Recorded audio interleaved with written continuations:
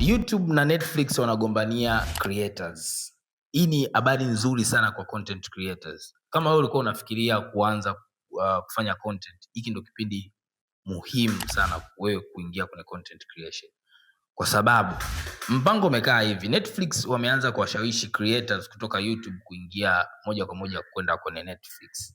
Hii imekuwa tishio kibiashara kwa YouTube. YouTube imeamua kuongeza mapato ili kubakisha creators wao katika mfumo wa kuongeza bonus, na hata zile brand deals ambazo YouTube wanazipata basi wana share pamoja na content creator. Ngoja niweke mpango vizuri uweze kunielewa. Ili upate pesa ilikuwa YouTube wanagawana na content creators mapato ya ads, yani mapato ya matangazo.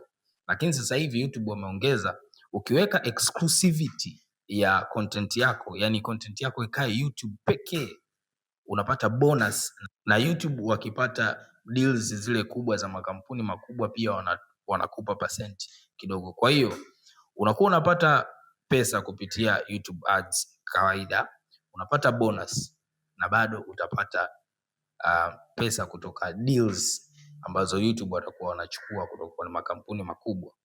So ili uingie kwenye huu mpango mpya wa YouTube, inabidi uhakikishe kwamba content yako inabaki YouTube, sio kwenye platform zingine zozote. Kwa wale YouTubers au mtu yote anayetaka kufanya content kuingia kwenye malipo ya YouTube, ni kwamba sasa hivi YouTube wana push sana long form content. Kwa mfano content kuanzia dakika 20 mpaka dakika 40 kwenda mpaka lisaa. Hizo no content ambazo YouTube sasa hivi wanazipush sana. Kama video imekusaidia kwa namna yote ile, make sure unanifollow alafu like hii video.